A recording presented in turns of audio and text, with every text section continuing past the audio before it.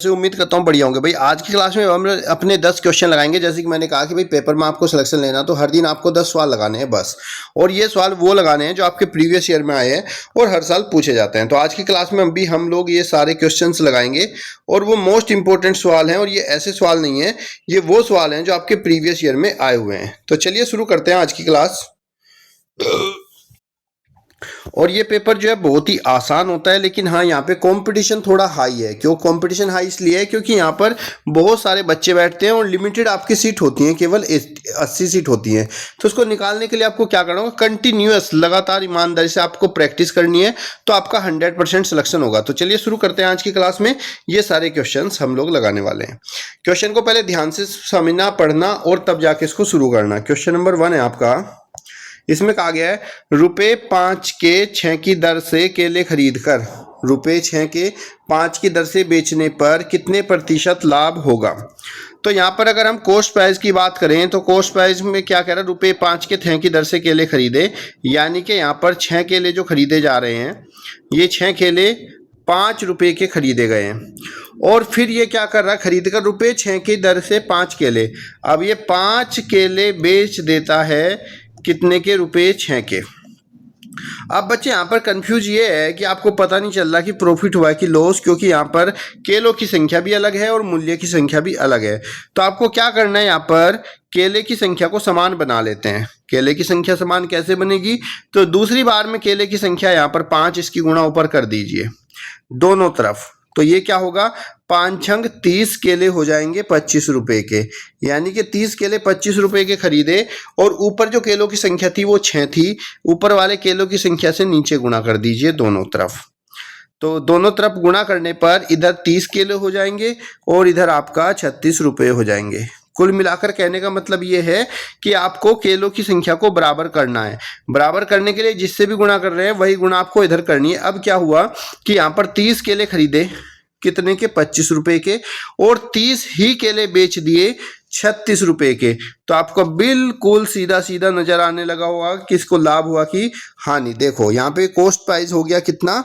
25 रुपए। 25 रुपए के केले खरीदे और इसने इनको 36 रुपए का बेच दिया, ये सेलिंग प्राइस हो गया। अब लाभ की बात करें तो 25 रुपए का माल खरीदा, 36 में बेचा। SP माइनस CP होता है, 36 में से आप 25 को माइनस कर दोगे तो आपका आ जाएगा 6 में से 5 गया 1, 3 में से 2 गया 1, 11 रुपए का इसको क्या हुआ? लाभ हो गया है। अब हमें बताना है लाभ प्रतिशत, और लाभ प्रतिशत क्या होता है? प्रॉफिट प्रतिशत। लाभ प्रतिशत बराबर होता है लाभ बटे CP इंटू में 100। तो यहाँ पर लाभ हुआ है कितने का? 11 रुपए का। 11 डिवाइड बाय 25 इंटू 100 सोल्व करेंगे। 25 चौक का 100, 11 चौक 44, तो इसको 44% का लाभ हो रहा है। ऑप्शन नंबर C आपका राइट आंसर हो जाएगा। क्लियर बच्चे? समझ में आया ना? तो जब भी आपका ऐसा प्रश्न होगा तो उसमें क्या करना है? आपको वस्तुओं की संख्या को बराबर करना है। वस्तुओं की संख्या को बराबर करना है। जब वस्तु की संख्या बराबर होगी उसी के अनुसार जो भी हमारा क्रय मूल्य विक्रय मूल्य में बदलाव होगा उससे हम पता लगा सकते हैं कि हमें लाभ हुआ या हानि। जैसे कि यहाँ पर 30 केले खरीदे और ये 30 किलो 25 रुपए के बिके, और फिर यही 30 केले हमने जब बेचे तो ये 36 रुपए के बेचे। तो हमें पता चल गया कि भाई हमने 25 रुपए जेब से खर्च किए थे, 36 हमने कमा कर लाए। तो यानी कि प्रॉफिट SP माइनस CP, बेचे गए मूल्य में से खरीदे गए मूल्य को हमने माइनस किया तो लाभ आ गया। लाभ प्रतिशत बराबर लाभ बटे CP इंटू 100। क्लियर बच्चे? उम्मीद करता हूँ बहुत अच्छे से समझ में आ गया होगा। अब अगला प्रश्न देखिए, ये भी अच्छा सवाल है। इसमें क्या कहा गया है? 12 पेंसिल का क्रय मूल्य 15 पेंसिल के विक्रय मूल्य के बराबर है, तो हानि प्रतिशत बताओ क्या होगा। इस तरह के सवाल में देखो, इसको अगर मैं लिखूं तो इसका मतलब है CP cost price of 12 pen is equal to selling price of 15 pen. तो इसके लिए क्या ट्रिक काम करती है?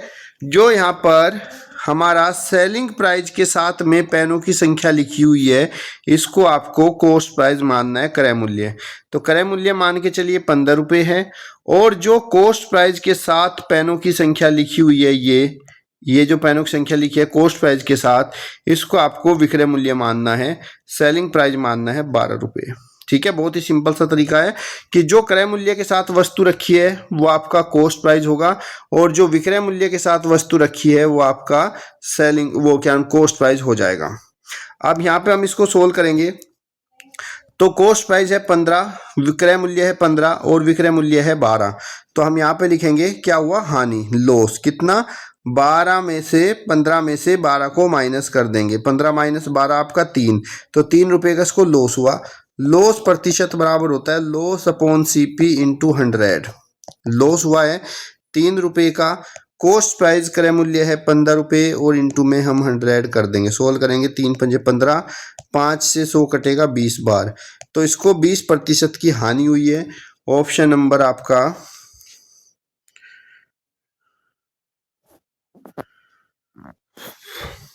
कभी कभी क्या होता है ऑप्शन गड़बड़ आ जाता है, इसका राइट आंसर जो है 20% होगा। ऑप्शन नंबर ए मान लीजिए, मैंने ठीक कर दिया यहाँ पे।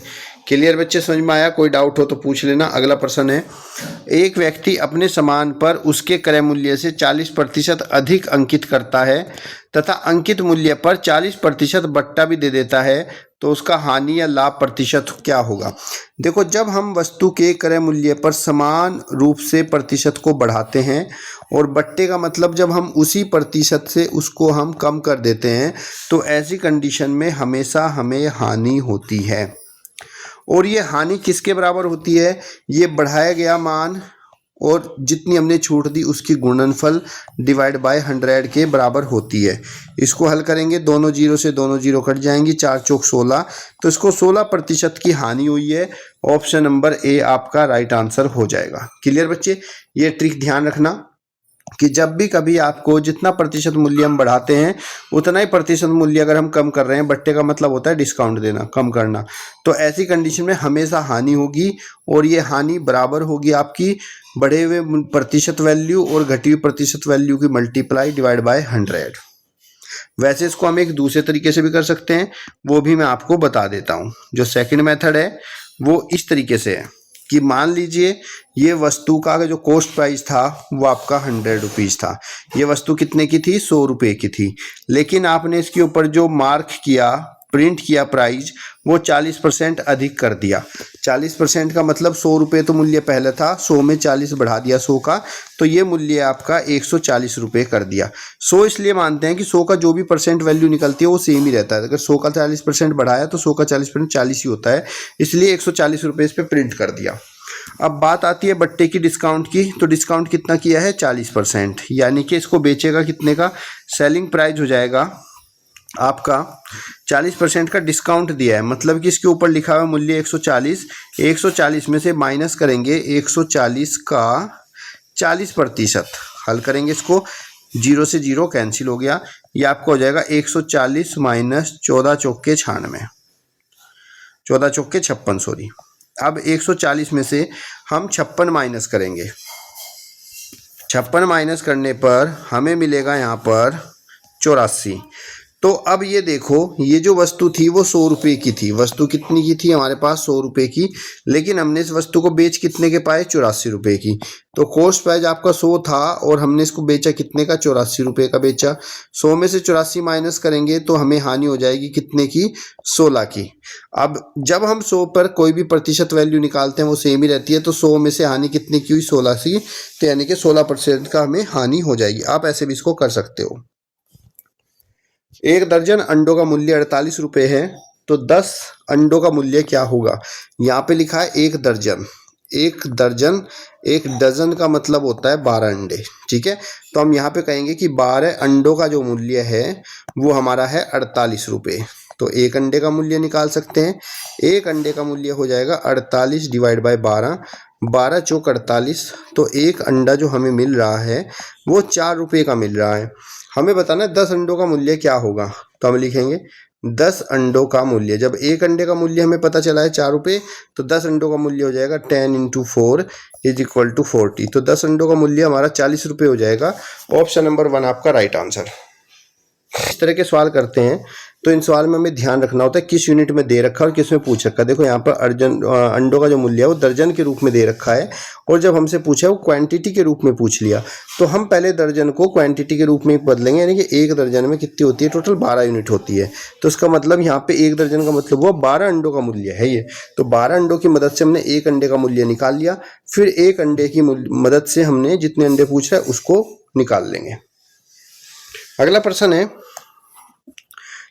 यदि रुपये 5,000 पर 2 वर्ष का साधारण ब्याज किसी दर से 500 रुपये है, तो उसी दर से 3 वर्ष के लिए 12,000 रुपये पर ब्याज कितना होगा। तो देखो बच्चे, पहले हमारा जो मूलधन है वो 5,000 रुपये है, और इस मूलधन का जो समय है ये 2 वर्ष है, 2 ईयर, और इस पर साधारण ब्याज सिंपल इंटरेस्ट जो है वो 500 रुपये है। हमें दर नहीं दी गई, तो दर का सूत्र होता है, दर बराबर होता है साधारण ब्याज गुणा 100, फॉर्मूला लिख लेना कॉपी में, भाग मूलधन गुणा समय।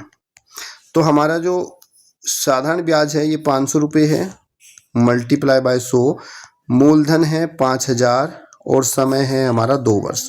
इसको हल करेंगे, 500 दशम 5,000, 10,100 और 2 पंजे 10। तो हमारी यहाँ पर जो दर है ये दर निकल के आ गई है 5%। उसने कहा उसी दर से, अब ये जो दर है इसके लिए समय हो गया आपका 3 वर्ष, उसी दर से 3 वर्ष पर 12,000 रुपये, ये हमारा मूलधन हो गया। 12,000 रुपये का साधारण ब्याज क्या होगा। तो बच्चे आपका जो साधारण ब्याज होता है ये होता है मूलधन गुणा दर गुणा समय बटे में 100।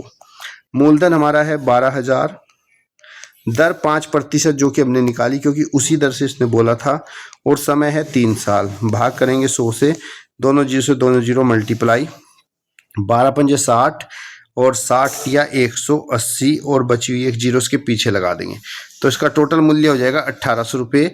ऑप्शन नंबर डी आपका राइट आंसर।